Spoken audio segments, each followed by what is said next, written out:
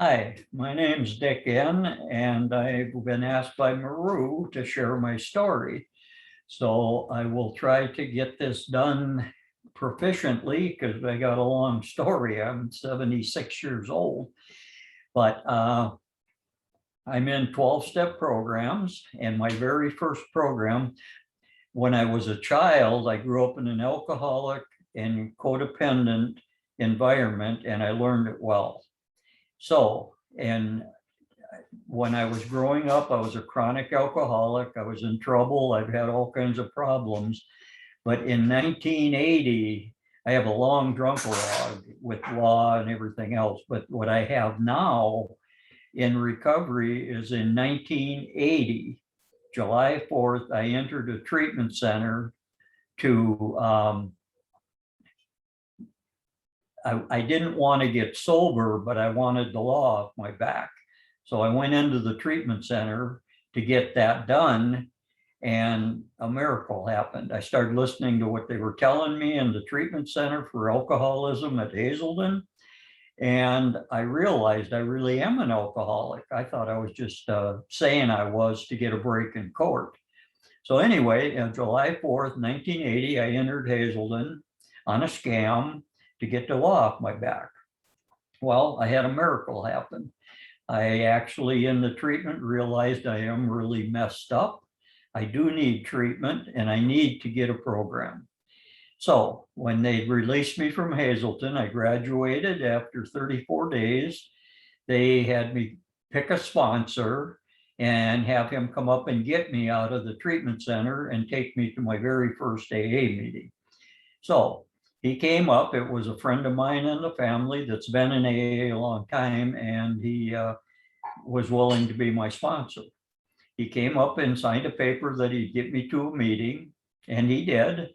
And I attended my very first meeting of AA at into August of 1980.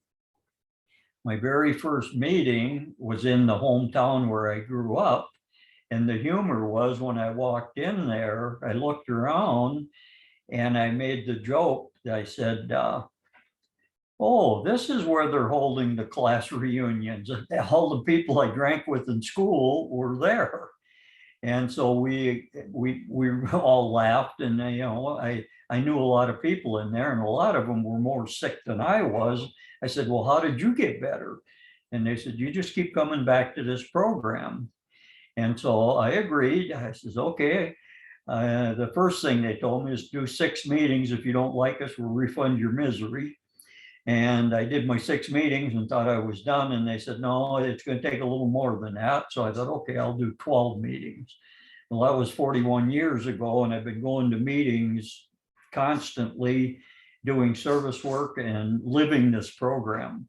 But going back to the beginning of my recovery, I got into AA and I got 17 years chemically free, and everything turned good.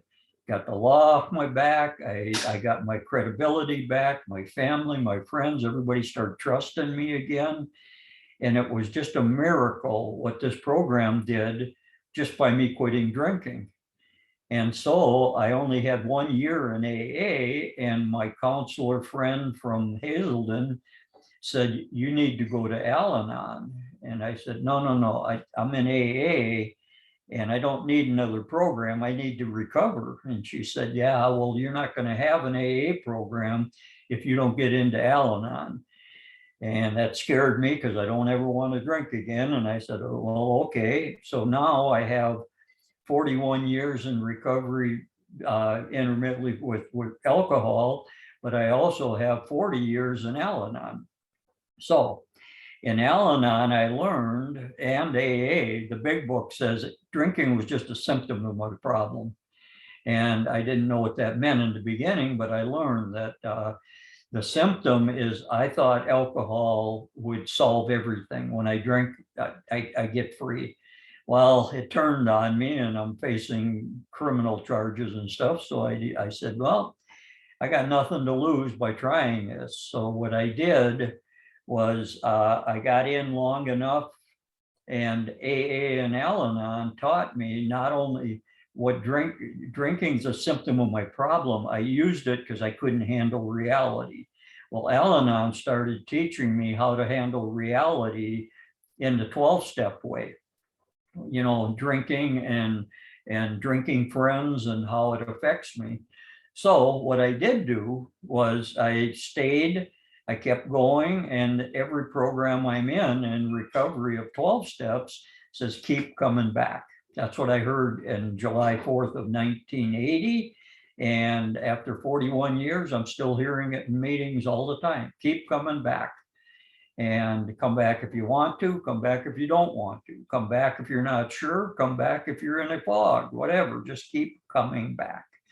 Oh, well, I kept doing that. And as I kept coming back and working Al-Anon and AA together, what I learned in Al-Anon was, I said, I don't understand why I need two programs, one for drinking and one for this caring about a drunk. And what I found out was, they said, if you're thinking of getting high and chemicals, go to AA or an addiction group. If you're thinking homicide and suicide, go to Al-Anon. And I said, oh, okay, I get it. I do more Al-Anon than I do AA. But what happened is I had, at 10 years of recovery straight, having my credentials back and everything else, my mentor thought I should become a CD counselor. Well, I did that. I said, okay, I went to St. Catherine's College, St. Mary's campus, and I got my certificate to counsel in Minnesota as an addiction counselor and a family counselor. Well, I interned at Hazelton and Abbott Northwestern. I was very good at my job. I worked on it. This was at my 10-year mark. 10 to 11 years, I was in 1 year of counselor's training. Then in my 11th year, I counseled until I think it was about 4 years. And then I quit. And the reason I quit is I didn't like the politics, and I didn't like the insurance companies. They can tell you how long you can have a client. They have all these rules and stuff. And I still was a little skeptical of rules, so I quit. But I took my skills and I said, before I'll work in a treatment center, I'll give it away in AA and Al-Anon for free. And I've been doing that ever since. I have experience, strength, and hope. That's all I have. But what I did do, and I did learn, was AA. After I became a counselor, I had like 14 years, and at 17 years after being a counselor and recovering for 17 years and working multiple AA and Al-Anon, I relapsed. I couldn't believe I did it. I relapsed. I drank again. The reason I drank is because I'm alcoholic, but that was my answer to when I got diagnosed with post-traumatic stress disorder from Vietnam. I'm a Vietnam veteran back from 67 and 68. Anyway, when this counselor friend sponsor told me that now you have to go to a treatment for post-traumatic stress disorder. And I said, I'm not going to that. I said, I've been in treatments and I've learned they're going to want to deal with feelings, not what happened. And I'm not doing that. And she said, if you don't do it, it's like your alcoholism. It's going to kill you. And under that lash, I said, okay, maybe I can do a treatment. I went down to Topeka, Kansas for 3 months inpatient. And I had another miracle like I did from Hazelden. I really am post-traumatic stress from Vietnam. They taught me how, like in AA, how to manage it and how to get it so I can not make the mistakes I was making. So when I got into post-traumatic stress disorder, when I heard I have it, I drank, and I didn't come clean in my recovery for 7 years. I drank and didn't tell anybody. I didn't drink a lot. I drank here and there and whatever. I thought, well, now I'm a periodic alcoholic, not a chronic. Well, what did happen is after 7 years of drinking and lying in AA and Al-Anon and all my other recoveries, I realized that I'm not working my program, and I got in trouble with the law again. And what I had to do was go back to AA, Al-Anon, and ACA was another program I got into, Adult Children of Alcoholics. And I got into recovery. I was doing pretty good. But when I was in Louisiana, I got in trouble with the law, and it made me realize I'm going back where I came from. With all this knowledge, I could lie to myself and believe it. So what I did was I took my 24-year chip, which hadn't been valid since at 17 years. I had 17 years of recovery, but 18, 19, 20, 21, 22, 23, 24, I took the chips and said, I've been in recovery, which I stayed in, but I didn't tell them that I'm using. So I was not really working my program. I was lying. So at 24 years, I got in this legal issue, and I said, I need to go back. I went to a meeting in Louisiana, and I turned in my 24-year chip for a 24-hour chip. That's, like I said, I think that was in 2005, right in there somewhere, because it was 7 years that I hadn't been straight. But anyway, what I did do was I got my 24-hour chip, and I started working my program again, which told me I have to go back to Minnesota and tell everybody in recovery that I had been using for 7 years and didn't come clean. That was very humiliating and humbling. And I on the way home, I thought, I don't have to do that. 8 and 9, yes, you do. So I went to every meeting, every sponsor, every friend, everybody I've met in recovery, and said, I've been using for 7 years. I'm straight now, and I don't plan to use again with God's help. So most of them forgave me. I lost a few friends over that, but most of them forgave me, and I'm back in AA. And that was my new dry date. And I think it was 2005 in January. I'm trying to remember, but anyway, I just got my 16-year chip a little while ago, which is a valid. I've not drank or used drugs for 16 years. Next year, I pick up my 17-year chip, which I had one before, legitimate. But I'm looking forward to my next year when I've been in, get my 18-year medallion. That'll be the first one I ever got that was legitimate. And I'm going to continue to work the program, and God is doing for me what I cannot do. He helped me, and when I relapsed after 17 years, God angered me with this post-traumatic stress stuff. So I fired him, and that's when I got drunk in 24 hours. And then I realized I didn't come clean, but for 7 years, I realized God is keeping me sober. I'm not. I can't do that. So when I got back in after 7 years of being in recovery and not being honest, I started over again. I got a 24-hour chip. I got the 3 months, 6 months, 9 months, 1 year. And like I say, I just got my 16-year chip, and I'm going on 17. Well, what happened then is that I'm in recovery. I'm working AA, Al-Anon, ACA, and codependence, CODA, and post-traumatic stress recovery. I have 5 recoveries, all of them. 4 of them are 12-step, and one of them, the post-traumatic stress, is a mental illness, and I had to go to the VA and have psychiatry, medication, and all these things to get me recovering from the war and what happened over there. Now I have been doing that for a long time. I got back into my program, and I thought I'm real healthy. And what happened was I got into a relationship with a long-term Al-Anon lady, and I have a long-term, and we thought we could have a relationship. Well, it only made it about 6 months, and we both knew we're good people. Why isn't this working? And I had no clue. I said, you're an Al-Anon, I'm an Al-Anon, we're being honest. Why can't we get along? And the answer was, I have no skills in healthy, loving relationships. None. And she had none either. And so we both went back to our family of origin and were acting not healthy. So I was telling my vet friend in Phoenix about this relationship. Why can't I have healthy, loving relationships? I'm in recovery of both. I'm in 4 recoveries and recovering from the war.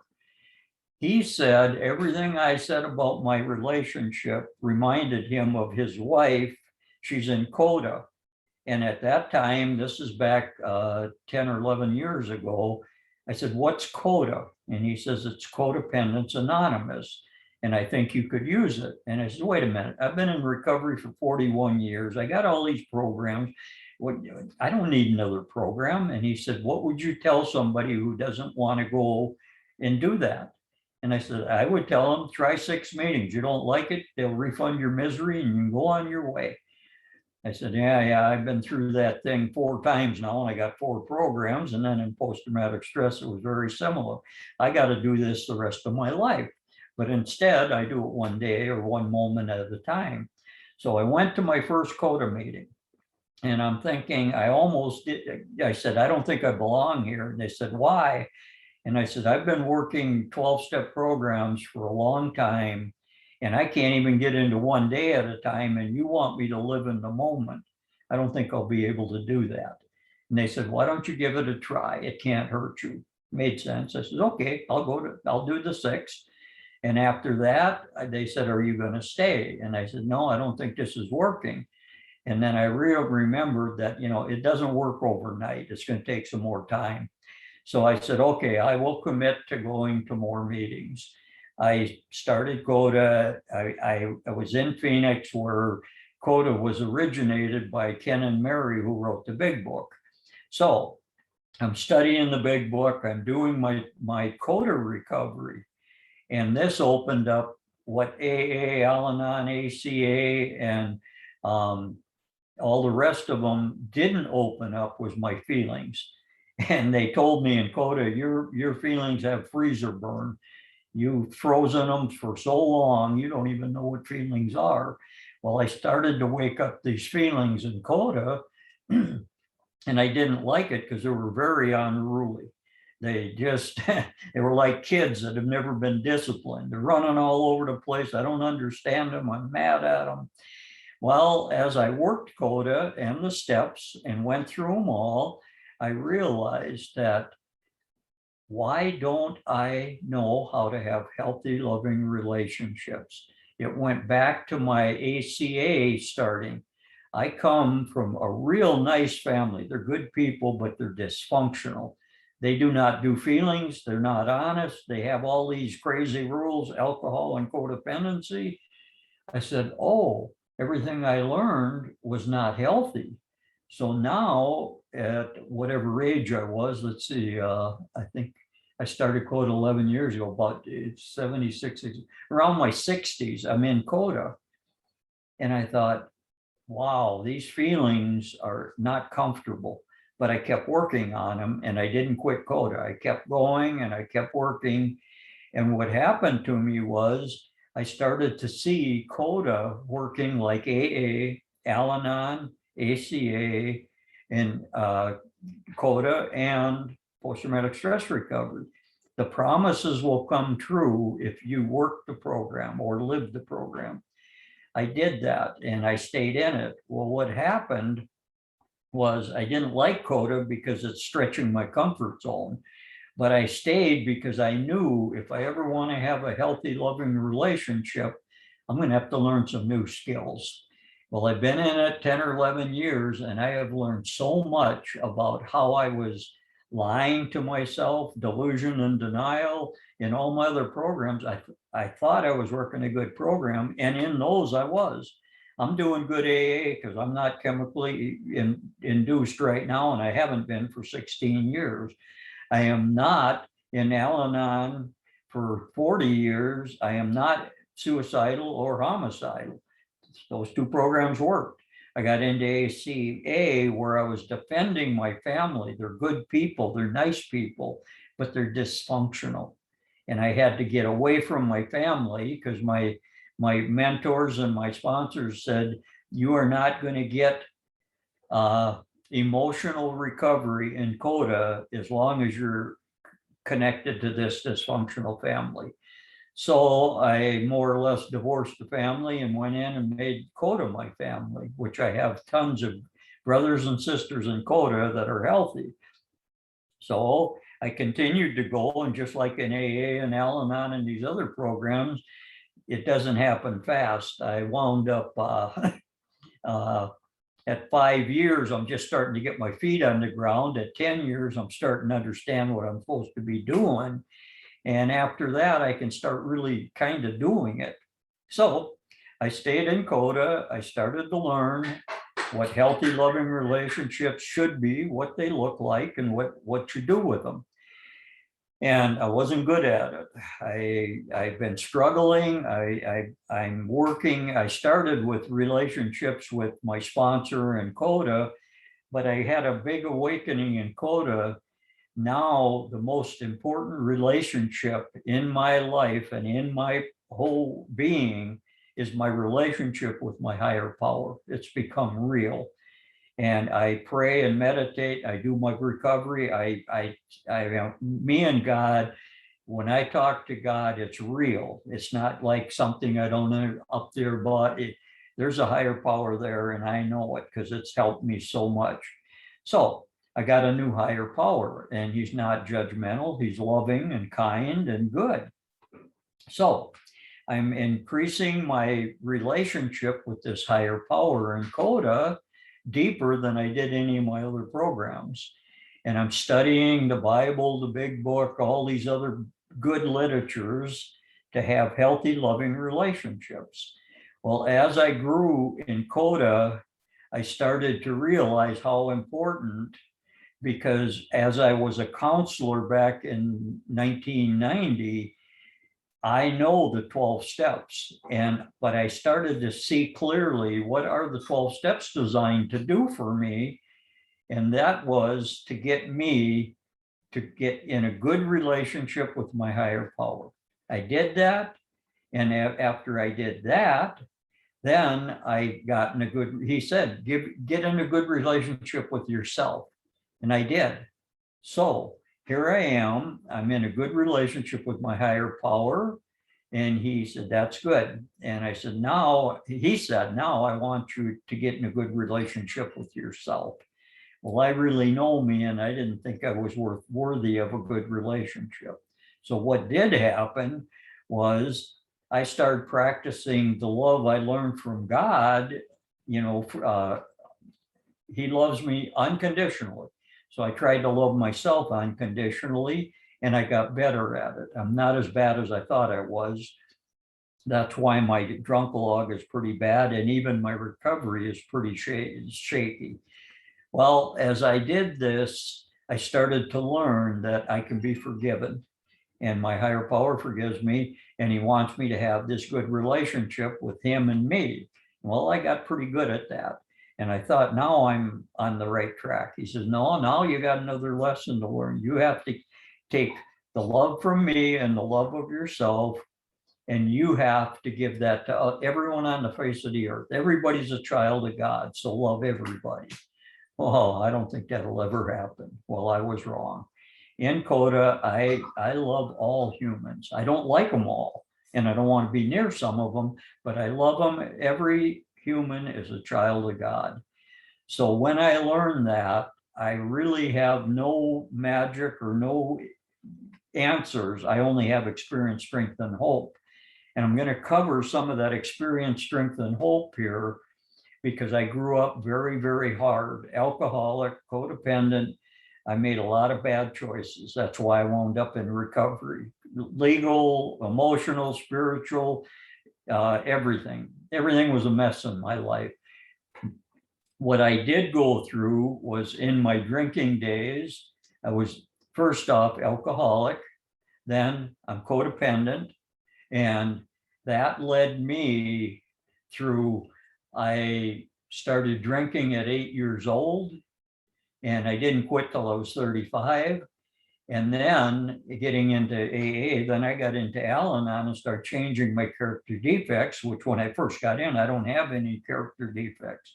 Well, now I know I have them all, and I'm just working on the most prevalent ones. And the number one character defect is honesty, being honest. And when I wasn't honest, my program don't work. When I got honest in the recovery, miracles started happening. These promises started coming true in all my programs. So I survived alcoholism. I survived the Vietnam War. I survived, I came home and my sick family or my dysfunctional family said, get a good woman and marry her, and then you will settle down and become normal. Well, I did that. The only trouble is I married a codependent. I'm an alcoholic, and we had a 2-year relationship that was lethal. The family thought one of them was going to kill the other one, and the other one goes to prison. Well, they didn't count on God stepping in and saving both of our lives in this horrible 2-year relationship that was very violent, very dysfunctional, very sick. And he got me out of that marriage. Somehow me and her decided we need to go apart. We didn't want to. We thought we loved each other, but it was not healthy. So I got divorced and said, nobody will ever do this to me again. I'm never going to trust another woman. Well, I got into when I'm in AA, Al-Anon, ACA, and adult children, I've met men and women who are trustworthy. They don't hurt you.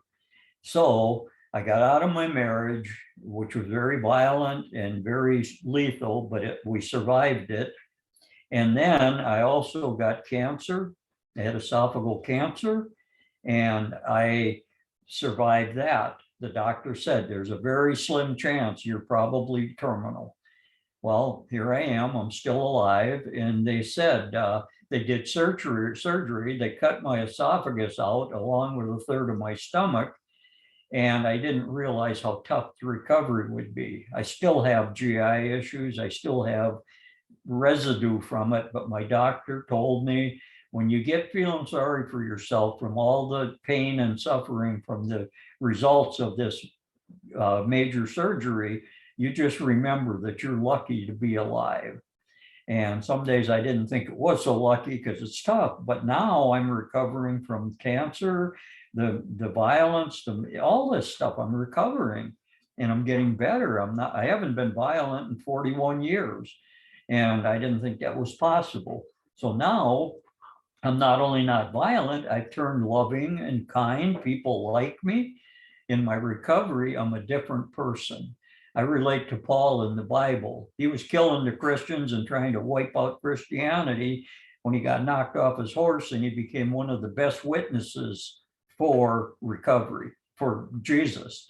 And I got knocked off my horse of non-recovery, and I got into this recovery, and now I'm witnessing to people how if he can save a wretch like me, he can save anybody. And he got me recovered from alcohol. He got me recovered from codependency. He's got me recovered from adult children.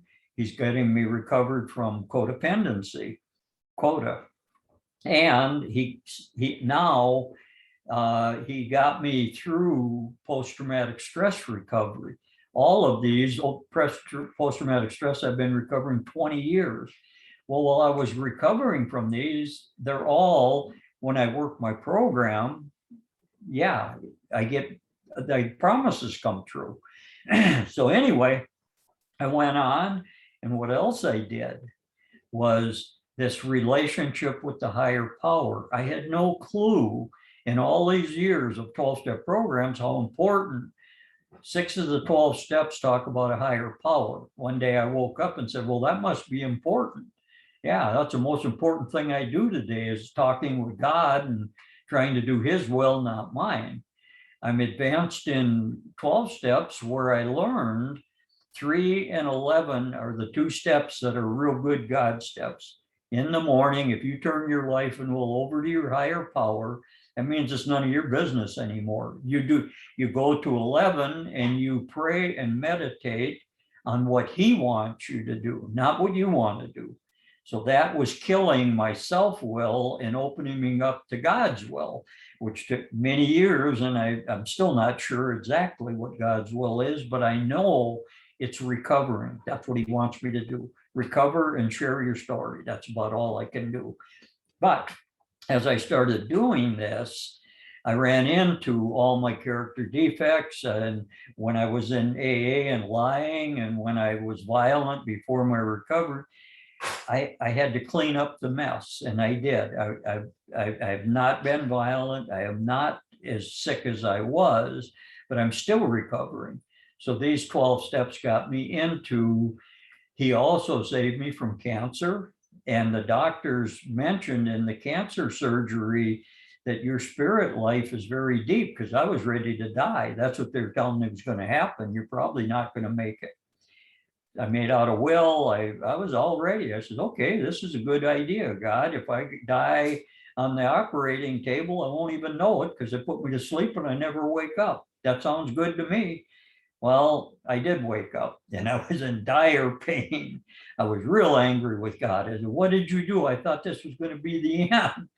And he said, no, in my mind's eye, he said, no, I'm not done with you. I have more work for you to do. And I said, well, you go get Moses or somebody, because I don't want to do this. This is too hard. He said, he mirrored my father. He says, you want me to show you bad? And I know God real well now. I said, no, cancer and bad marriage, war and all that, that's enough. That's good enough. I don't want to see any worse than that.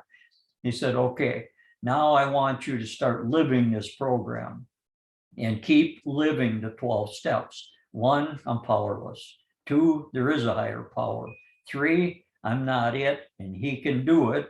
And then you do 4, inventory, you do your confession, you do your 6 and 7, you're praying and meditating, you do your amends, you do continuing, and step 10, you persevere. Step 11, you do God's will, not yours. And 12, when you've had this spiritual awakening, what I'm doing right now, you share your experience, strength, and hope, and pray that somebody gets something out of it that will help them. I don't have answers. I don't have any secret handshakes or none of that stuff. All I have is, in the 41 years of recovery, I've learned to really live these 12 steps. I'm still doing it. I try never to say no to service work. The only time I say no to service work is like if I have a doctor's appointment or it would be harmful to me or my life, then I can say no. But if it isn't going to hurt me, it's just inconvenience, or I don't want to spend the time. I have one way of saying, will you do this service work? Yes. And I do that. So I shake my head no, and I say yes. And I get paid higher than I've gotten paid for anything else in my life. When I do 12-step work, I've learned this in my other recoveries, that when you do 12-step work, you get paid double back. Whatever you give away and they get help from, you get twice as much. And I didn't believe that for a long time, but now I know it's true. When I do 12-step, I get paid awesome. God is an awesome God, and he's working with me, and I'm still human, and he's very patient with me. I make mistakes, but I live this program. My program even sets up a way that when I make a mistake, you have 8 and 9 and 10 to correct it, clean up the mess. You made a mistake, you're human.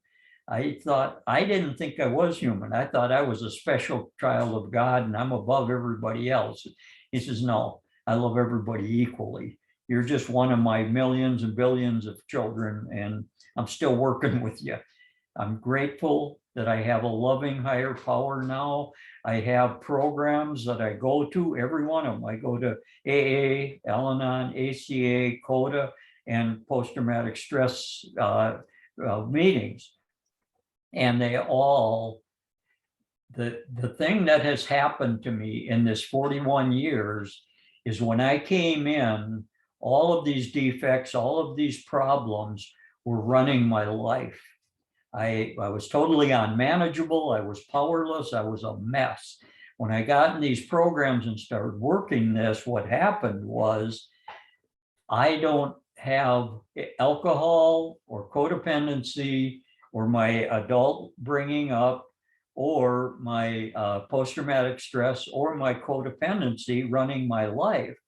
I don't run my programs, I live them, and now I can manage all of my problems. The way I manage them is I live this program. I got to go through the steps. I go to meetings, I talk to my sponsor. Sometimes I have to go to professional help. I have a psychiatrist through the VA. I have a psychologist. They all help me get what I don't have. And every time I'm done with a professional, they send me back to 12 steps, and I come back to meetings. I sponsor people. I am sponsored. Maru is one of my really close friends. I have about 10 people in my life that God gave me to help me do this program. And I'm not done. I'm a work in progress. I believe when you cross over from life to death, then you meet your higher power and you will find an existence that is beyond comprehension. I've read in the big book of the Bible book, it says, my first seconds in heaven will make all my pain and suffering in my life seem like nothing.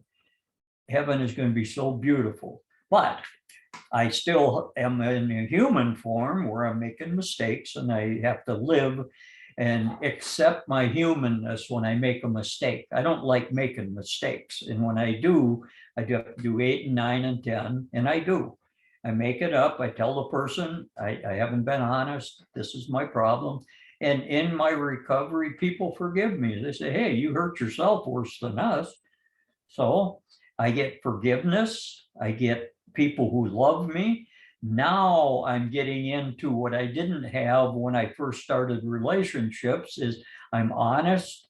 My mentor taught me, he says, you don't find the right person, you become the right person. And now in my recovery, I'm honest, I'm authentic. Sometimes I'm a little curt, and people say, well, you could use a little tact, but I'm working on that. So with this new life, and it's all based on spirituality. The 12 steps, 6 of them are higher power, that God is in them, and 6 of them are to how to get into a good relationship with that higher power. Well, that's what I'm doing. My relationship with God today, the higher power of my understanding, I call God the creator. Whoever made all this is above my pay grade. Well, what I'm doing with that is I turn my life and will over every morning. I usually take it back by midnight, but I turn it over, and then I pray my 11-step prayer. God, what do you want me to do today? And I don't hear no voices, or he doesn't give me a contract. I just, sometimes the phone rings, somebody asks for help, or I can help somebody, give some money to charity, whatever. That's God's will. My will is selfish will. Okay, what's in it for me? And now I get good feelings when I live my recovery, and I'm comfortable in my own skin, which when I started recovery, I said, that's not possible. Now I like me, I love me, I have a higher power helping me, and I have friends all over the world from recovery. I've talked to people in other continents, other countries. Some of them can't speak their language, but through interpreters, we have this fellowship. It is more powerful than anything I've ever experienced because I have a long time of learning about recovery. So my talking to this is all I can give you after 41 years of recovery, being a professional. Everything else I've done, I've been in every kind of treatment center. I've been in every type of recovery program. You name it, I've been there. I've been to Hazelton. I've been to Topeka, Kansas for post-traumatic stress. I've done all these things. And I was at where did I go in Phoenix? I went to the Meadows. That's a codependency problem. Well, I did a week treatment in the Meadows. All of these have helped me to cement me into the 12-step program. I have a higher power. It's not me. And I talk to him every day. And what I'm learning is all of his children, the ones I'm closest to, are in 12-step recovery programs. I don't care what the program is, OAEA, NA, AA, Jealousy Anonymous. I don't care what it is, but if you're in a 12-step program, I'm your brother or sister, because we're working the same program. We might have a different focus. Some people need to diet. Some people need to quit drinking. Some people need to quit lying or being violent. I don't care what your problem is. If you're in a 12-step program, you're trying to get in touch with God, and God does the miracle. We don't. I made that mistake in 6 and 7 when I tried to remove my own character defects, and I can't do it. When God removes them, I'm amazed. All I have to do is be willing to do what he says, and then they go away. And they don't go away on my time schedule. God has a different time schedule than I have. But my relationship with Maru and my sponsors and all these people I met in treatments and in professional work, they're miracles. I'm living a life that I still can't believe. There is a higher power who purified this air, who's growing the crops out in the field. The farmer's only facilitating it. He don't grow anything. So now that's what I'm learning is the sun's burning for billions of years. Who fires that up? Who keeps it running? Not me, not anybody on this earth that I know.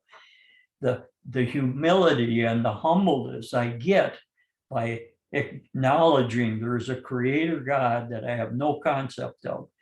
I pray to it and I obey it to the best of my ability. And what I'm doing right now is 12-step work. Maru asked me to do a talk a while back, and now she's asked me to do another one. This is another different recovery. And the thing that I want to hit on is in codependent recovery, I got my feelings thawed out. I didn't like them. I didn't want them. But now that I'm learning to discipline them, I'm glad that I can feel. Some days they still get a little unruly and I have some problems with them, but I've worked my steps and everything works out. And I'm in the middle of a big life change. I'm getting old and I'm getting ready to retire and do, I don't have as much health as I would like and everything else, but my higher power's taking care of everything. The only thing I have to do is live my programs, be honest, work the 12 steps to the best of my ability, and do this fellowship. That means going to meetings. It means getting a sponsor. It means being a sponsor. I still have to do all of this, just like I did in 1980. It hasn't changed. And 41 years later, if I work the 12 steps on any issue, getting old and I'm having some physical problems, I have to work the steps. I'm powerless. My life's unmanageable. My higher power will help me turn it over and then go through the 12 steps. And guess what? Getting old is okay. I'm going to make it. Or not, whatever my higher power wants, that's what I'm going to do. And I've never been this free, and I've never been this well-grounded in turning my life and will over and asking what he wants, forget what I want. I don't have a will anymore. Whatever God wants, I want, because in 41 years, he's proved to me he is so far ahead of me. All those things I told you about, the war and a wife beating, awful, violent marriage and all these things, he got rid of those. He made me a better person. Sometimes against my own will. I says, I don't want to become one of them nanny-panty guys. He says, yes, you will. So now I'm not violent. I'm not angry. I'm not hateful, but I still have to live this program because the big book of AA tells us I'm striving for progress, not perfection.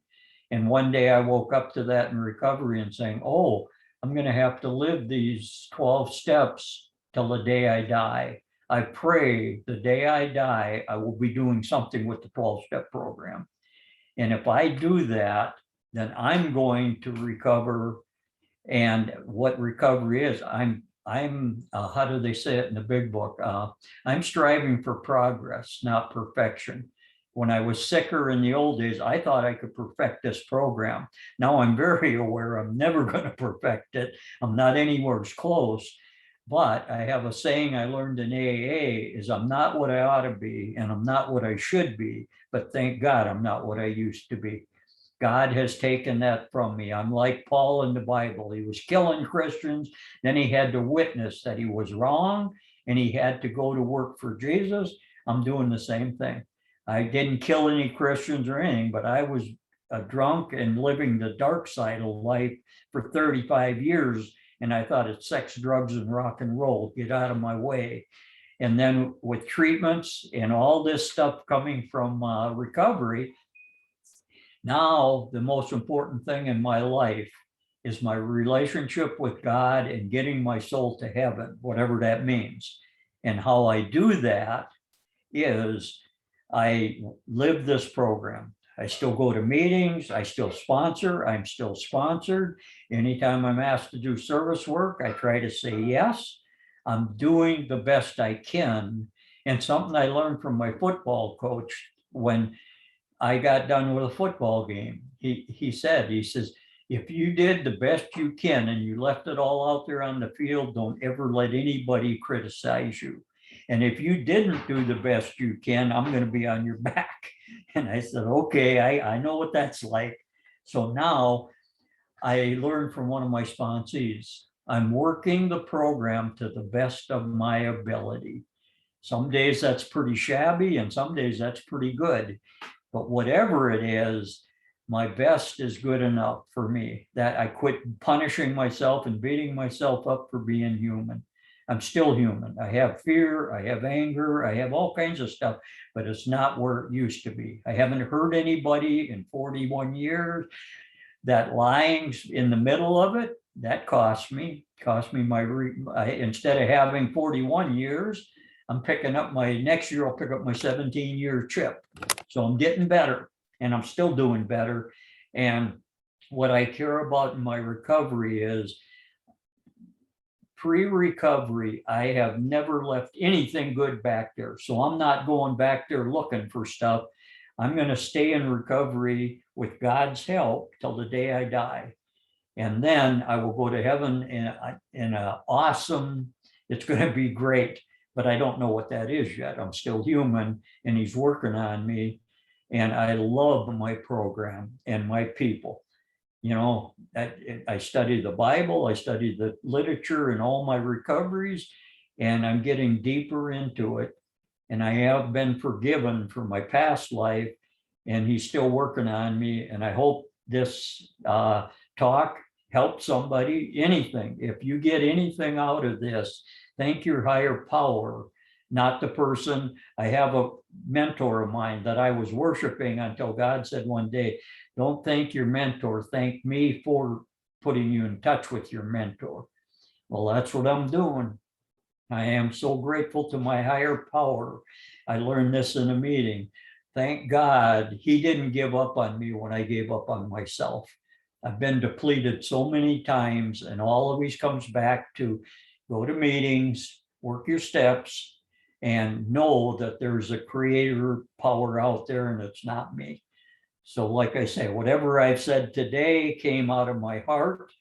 I really don't understand why people listen, because evidently I say something that helps them, but I don't help them. Something I learned when Max Lucado, when I was in my drinking, my 7-year relapse, when I got out of that, Max Lucado came to me on TV and I studied his tape and his disc and what it taught me, because Max Lucado said, what he told me was, it ain't about you. And I said, Max, I've been in recovery a long time. I know it's not about me. What I want to know is, what is it about?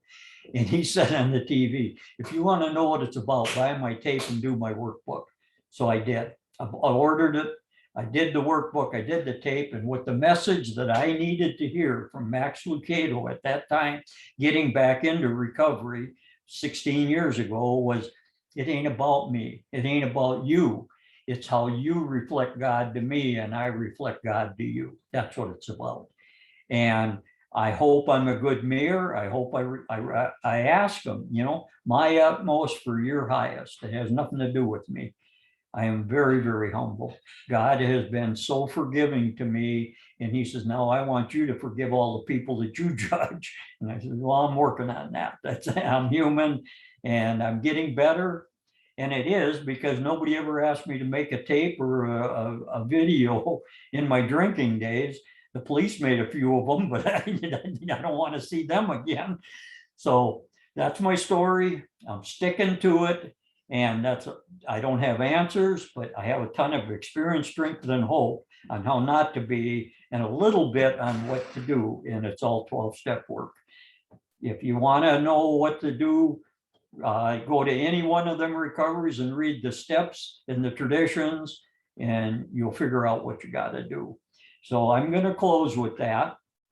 And I hope and pray that something touches you. Because like I say, I don't think I remember what I said now. So thank you.